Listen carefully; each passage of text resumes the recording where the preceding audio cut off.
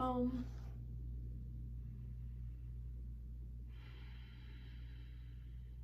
Greetings, divine blessed loved ones. Paisley Parvati Devi here with our weekly yoga philosophy share. Every Tuesday I post a new video on Facebook and YouTube related to beginners yoga philosophy, and I share from this book, the Yamas and Niyamas, Exploring Yoga's Ethical Practice by Deborah Adele. So today we are on the 4th chapter, Brahmacharya, and we'll be reading the second half of this chapter. If you're just joining us for the first time, hi, welcome. I invite you to go back to last week's video and actually watch that one first, because it's the first half of this chapter, and today we'll be reading the second half. And like I said, we're going through the book right now, so every single video from the beginning of the book until now is listed in a playlist on the Facebook page, on Leviti Yogini, as well as on my YouTube channel. So if you are really interested in this, I encourage and invite you to go through and check that out and watch all of the videos. And then as we continue to move forward through the book, like I said, there is a new video coming out every single Tuesday until we finish the book together. So you may be wondering, what the heck are the Yamas and Niyamas, Paisley? And they are a wonderful jumping off point for anyone who is new to yoga philosophy or possibly didn't even know that there is a philosophy associated with yoga. Most of us here in the West have at least heard of yoga and associate it with like going to a yoga class where you probably would expect to have a workout. And this is actually only one part of yoga, known as yoga asana, which translates into postures or seat. And yes, it's one of what is known as the 8 limbs of yoga, Ashtanga yoga. And Ashtanga translates from Sanskrit to English as the 8-fold path or the 8-limbed path. And so, like I said, asana is only one of the 8 limbs. Another of the 8 limbs is pranayama, which are the breathing practices. And then the first 2 limbs are actually the yamas and niyamas, which is what we are exploring in this series. And then if you're curious, the last 4 are all relating to different levels of meditation and different levels of consciousness. So if you're super curious about the 8 limbs of yoga, we would love to have you join us over in my Patreon community, where we do a deep dive into the 8 limbs of yoga in greater detail. But for now, starting with the yamas and niyamas, which again are the first 2 limbs, and this is said to be a great jumping off point for yoga philosophy because it's really foundational to all yogic thought. And these 8 limbs come to us from, again, the theory of Ashtanga yoga, which was written down by the great sage Patanjali, who went through many different various forms of yoga, and he was able to distill the theory down and find the commonalities between all the different traditions. And so he wrote the Yoga Sutras, and the 8 limbs come from the Yoga Sutras. So it's said that if you can fully embody the very first of the yamas, then you've actually embodied all of yoga and you are in fact enlightened. But our goal here is not to become enlightened, but simply to begin to understand these concepts with a little bit more depth and apply it in a practical way to our everyday lives. Yoga philosophy has really enriched my life and changed my mindset and benefited me in so many amazing, beautiful ways. So I really wanted to share this with you guys. And in the lineage where I am currently being trained for my 500-hour yoga teacher certification, we have a saying, which is teach to learn. And so as I share this with you, I myself am learning it a little bit deeper every time. And yogic philosophy and Eastern thought in general has a concept of being a circular philosophy, meaning that instead of linear thought, like in the West, we tend to think A plus B equals C, then you go into algebra, and then you go into trigonometry, and so on and so forth, following these steps. to progress. But in Eastern circular thought, we come back to the same concepts again and again. So like I said, if you fully embody the first concept, which is ahimsa or nonviolence, then it is said that you have embodied all of yoga. So as we go through these concepts together, we learn a little bit more each time. And please, no worries if maybe you're not understanding everything right away, or you're feeling confused, or you just don't resonate with something right away. It's totally okay. I always invite you to trust that whatever you are hearing, provided that you listen with an open mind as best as you can, whatever you hear today, whatever comes through is what you're meant to understand for today. And anything else, that's okay. Just allow the seed to be planted, and then when you come back to it in the future, you can dive into the concept again and revisit, and maybe some new things will click. Maybe some things will make more sense. Maybe you hear something in today's video that makes something from our first or second or third video makes a lot more sense, because all of the concepts inform each other. And again, as we come back to them, we have a deeper and deeper understanding.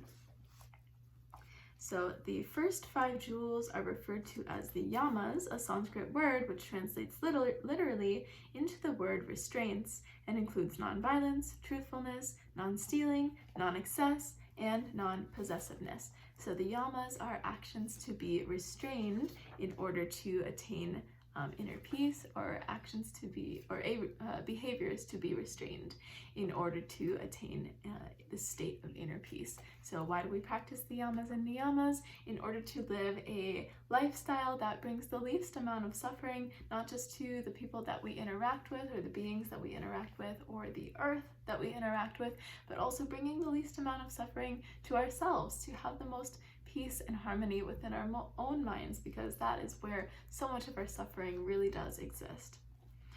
The last 5 jewels are referred to as the niyamas, or observances, and include purity, contentment, self-discipline, self-study, and surrender.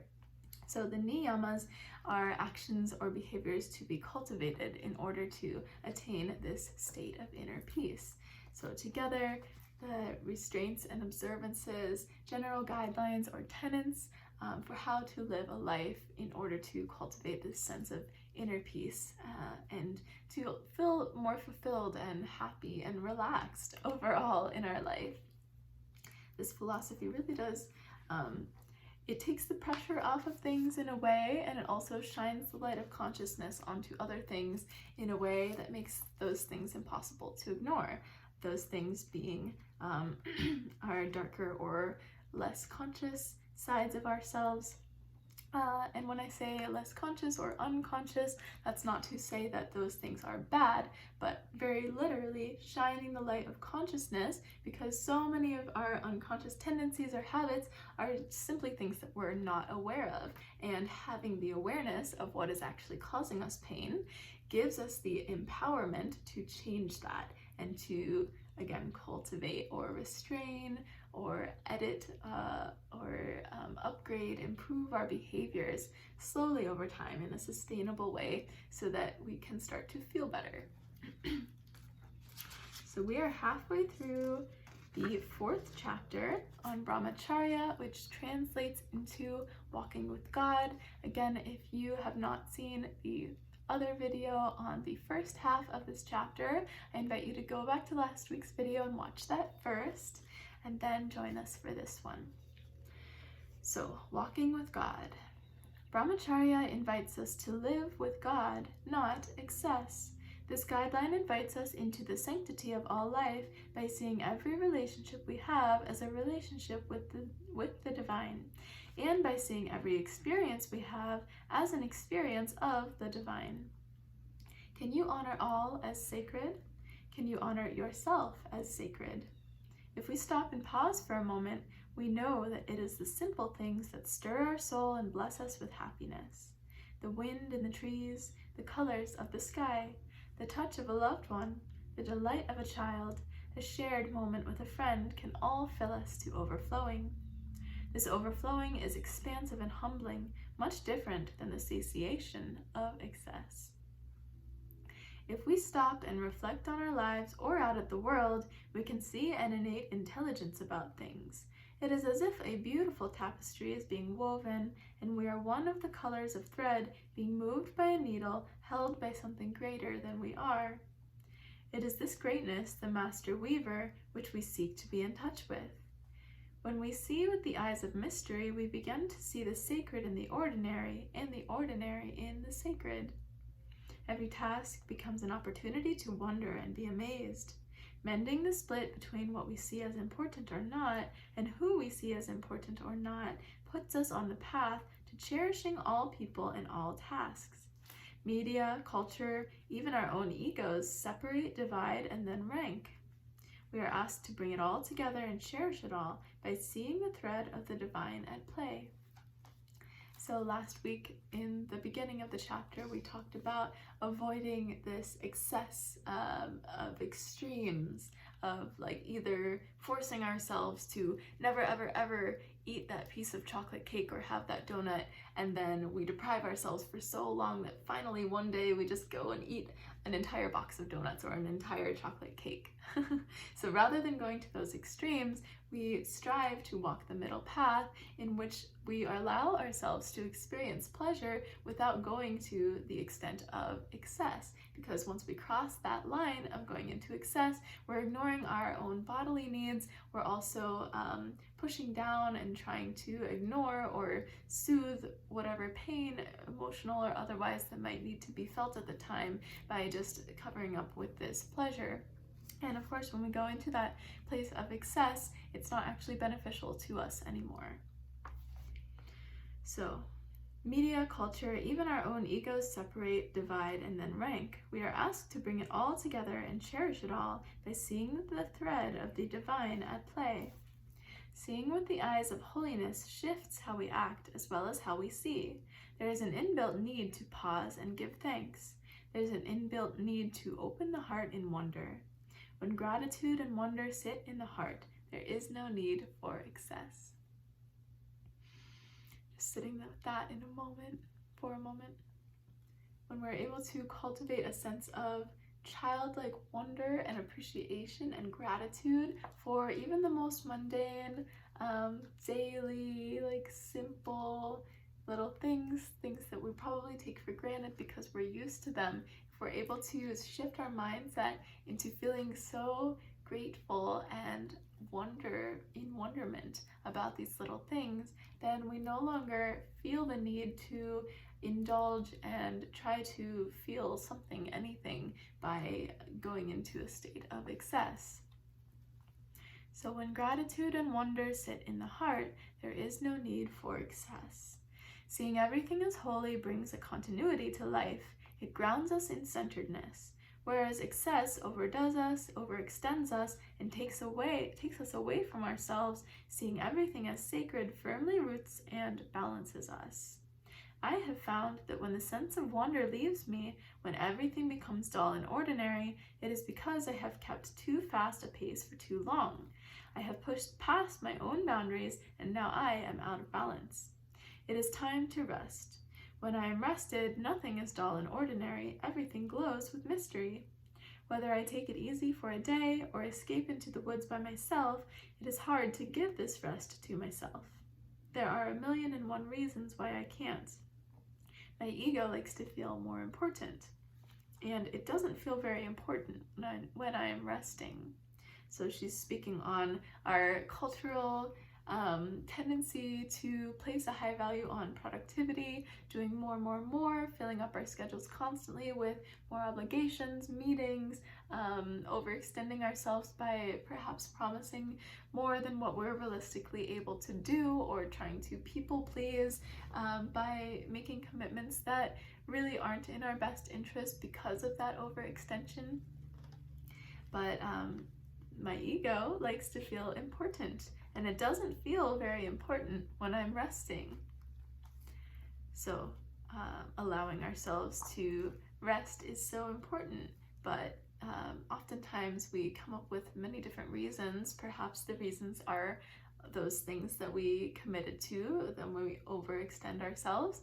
And those are our reasons then to not be able to rest, even though truthfully that is what we need in the moment.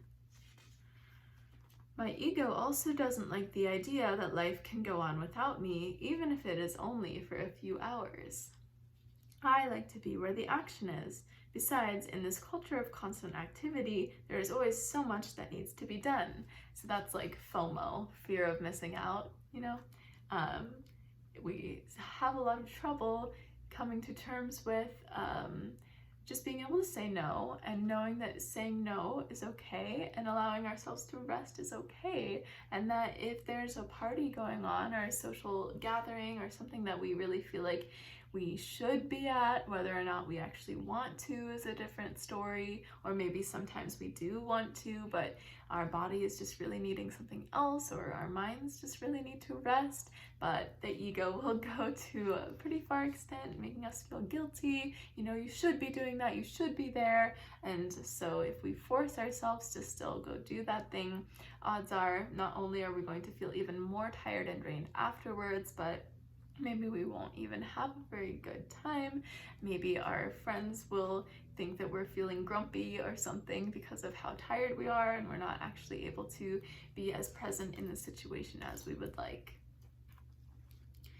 Besides, in this culture of constant activity, there is always so much that needs to be done, or so our ego would have us believe.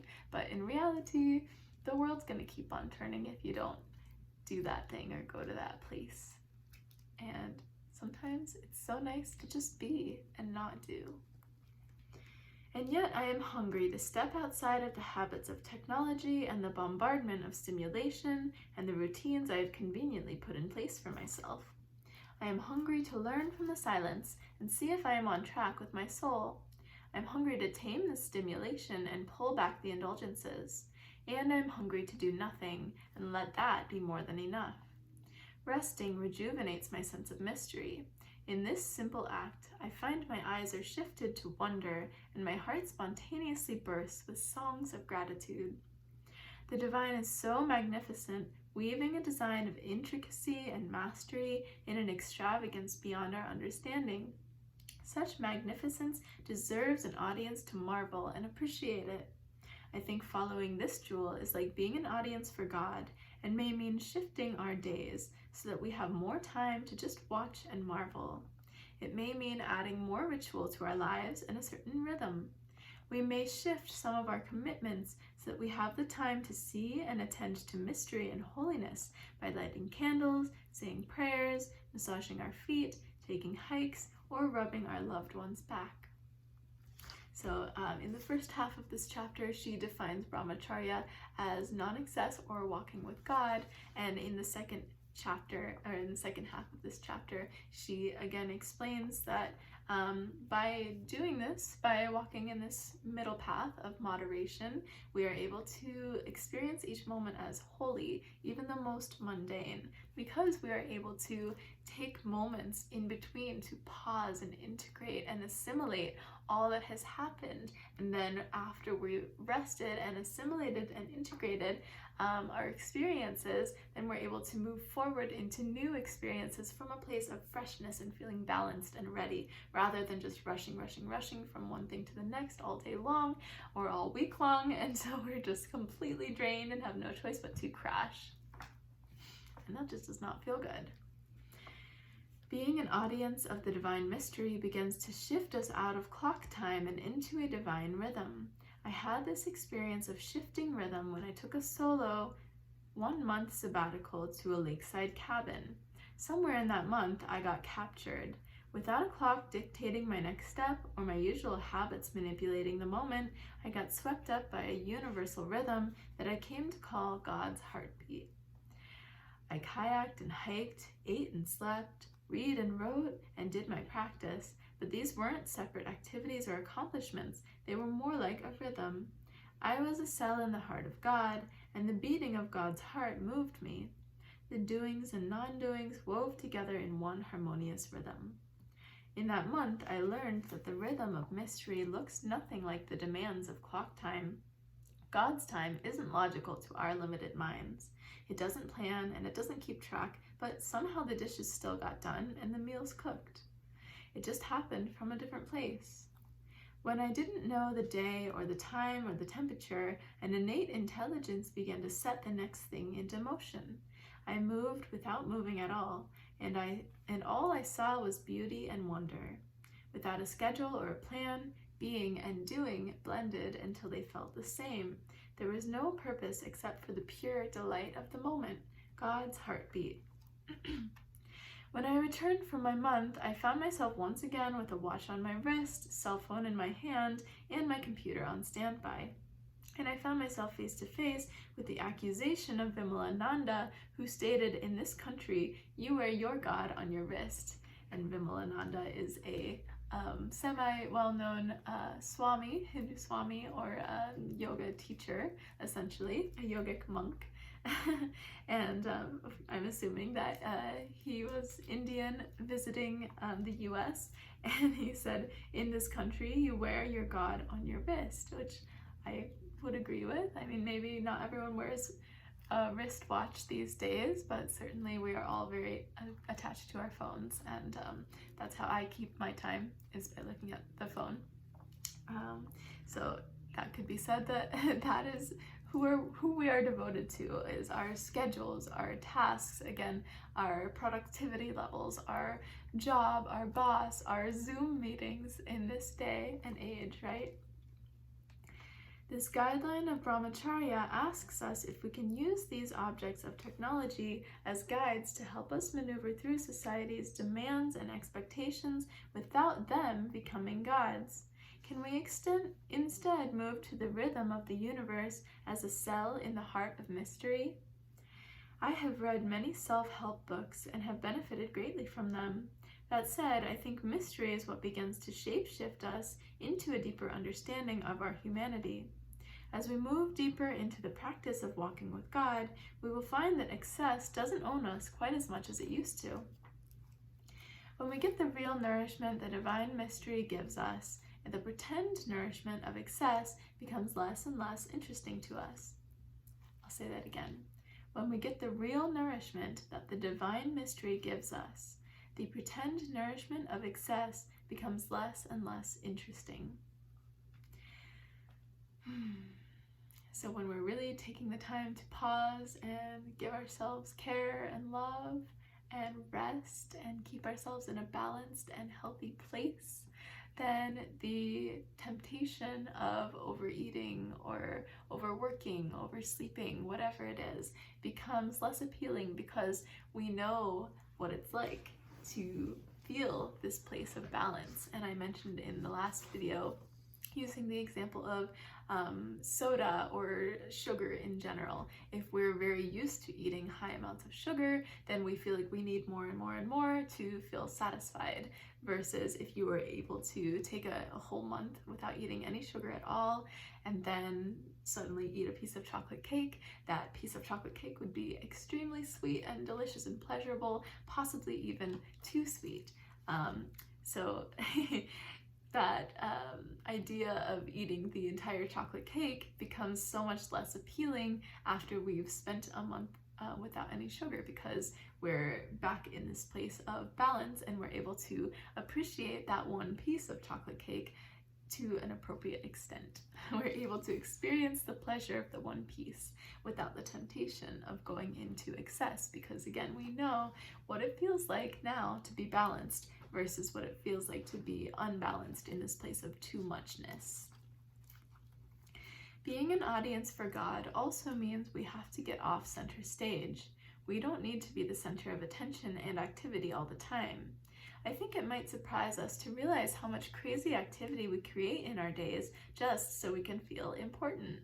So more tasks, more meetings, more saying yes to things. But again, it doesn't necessarily come from a place of balance and caring for ourselves, but rather from this place of being concerned about the needs of others, perhaps trying to please others or take care of others before we take care of ourselves, because we have this societal narrative that if you do more, then you're somehow worth more, which of course is not true. We all have inherent value, no matter how much or how little we produce, or how much money we make.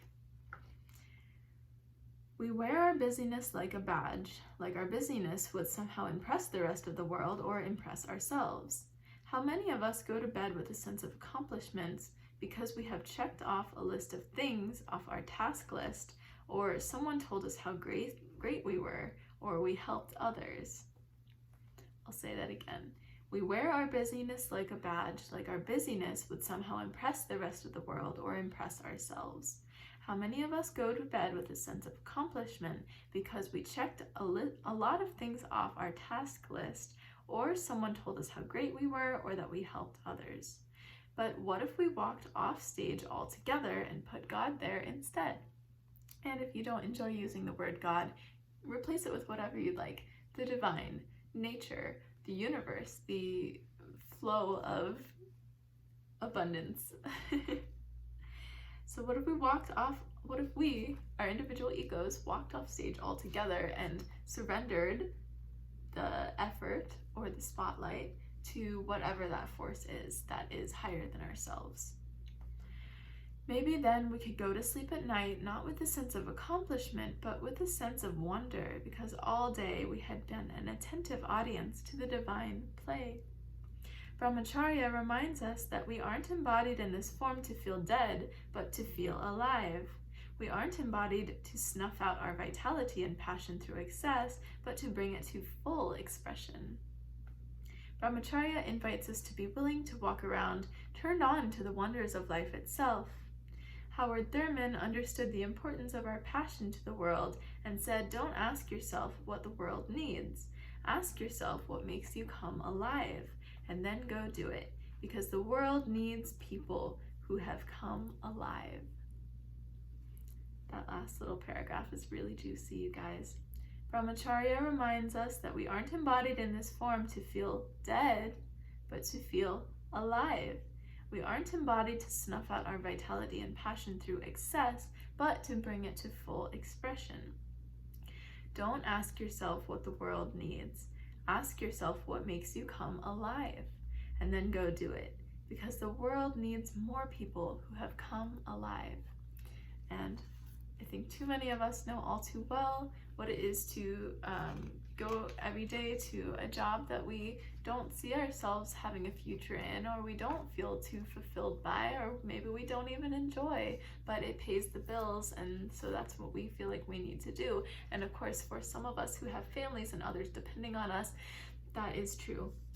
But the really amazing thing that can happen is in the mindset shift. So maybe the answer is to change what you're doing. Maybe the answer is to change your mindset about what you're doing. So instead of going into that job every day feeling disgruntled and upset and frustrated and, oh, I have to do all these things that I don't want to do today, I have to deal with these people I don't want to do today, I don't want to deal with today, can we shift into a place of, well, I'm grateful that I have a job that pays the bills, that I'm able to have a secure and comfortable life for myself and provide for my family? Or if none of that is true, what can we feel grateful for?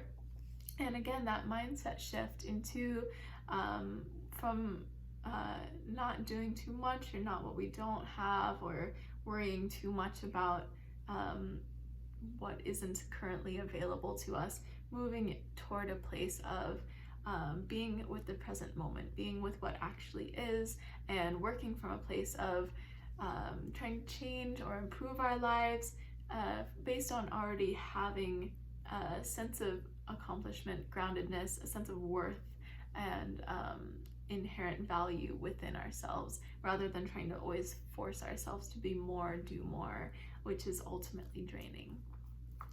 So at the end of every chapter, she offers some little homework assignments or reflections. Last week I shared the first two from this chapter, and this week I'll share the last two. This week, notice where you see God and where you don't. Notice the beliefs or judgments that limit your ability to see God and experience God, or the divine, or whatever word you want to use, in all things. Then practice letting everything be a relationship with the divine. See the sacred in the ordinary and God in each person you encounter. Ponder the words of Yogi Bhajan. If you can't see God in all, you can't see God at all. So see God in all. And again, I know many of us are sensitive to that term. Yoga itself is anti-dogmatic, in my opinion. It can be practiced with any religion at all or no religion. So even if you're agnostic or atheist, then you can still practice and benefit from yoga philosophy. By no means do you have to believe in any certain God or certain higher power to be able to apply these concepts and benefit from them. A song that I really love, I don't think it's a popular or well-known song at all, but it's by the band called Wookiefoot, and they're one of my favorite bands. I love their lyrics, and one of their songs, the chorus says, "You see love in all, or you don't see love at all." So maybe the word that you want to use to replace God is love. And of course, all of us are capable of love, giving and receiving and experiencing. But if you are not able to see the love and that capacity for love, which is compassion, in another person, then it limits our ability to see that same quality in anyone or everyone. So there is an inherent value and worthiness. There is love in all of us. You see love in all, or you don't see love at all. And then the last assignment this week, contemplate your own divinity. So seeing that love inside yourself, because it does exist there. You are loved. You are love itself. Are you willing to be scared? No, not scared, sacred. Are you willing to be sacred? Excuse me. So this week, contemplate your own divinity. Are you willing to be sacred? Write down the 3 practices that connect you to your passion and your sacredness. So if you have any little rituals, personal things that you'd like to do, maybe it's something as simple as enjoying your morning cup of coffee and looking out the window before you go to work, or smiling as you play with your children, just little things like this. Contemplate your own divinity and write down 3 practices that connect you back to this sense of love, the sense of divinity, fulfillment, enjoyment of the mundane. Write down 3 of those that you notice. We all have them, little things that we appreciate throughout the day. And write down the things that connect us back to our passion and our sacredness. Are you willing to be sacred? Do you consider yourself as sacred? And if not, explore that. What's not sacred about you? Each of us is so sacred and beautiful in our own right. We are all a reflection of the divine expression. So that's all for the content today, you guys. If you really enjoyed this video, I would super appreciate if you could like, comment your experience, tag a friend, share, subscribe again if you're watching on YouTube. And if you are super interested in yoga philosophy and want to go deeper with me, we talk a lot about the 8 limbs of yoga and yoga philosophy, as well as Ayurveda and healthy recipes, self-care and healthy lifestyle over on my Patreon. I would love, love, love to have you as part of our soul tribe over there. So I'll leave a link in the description box for you to check out. And for just $3.33 per month, you can join us and have access to all kinds of amazing exclusive content, as well as such a beautiful group of amazing people. So thank you guys so much. I hope you have a blessed rest of your day, and I love you, and I'll see you next week.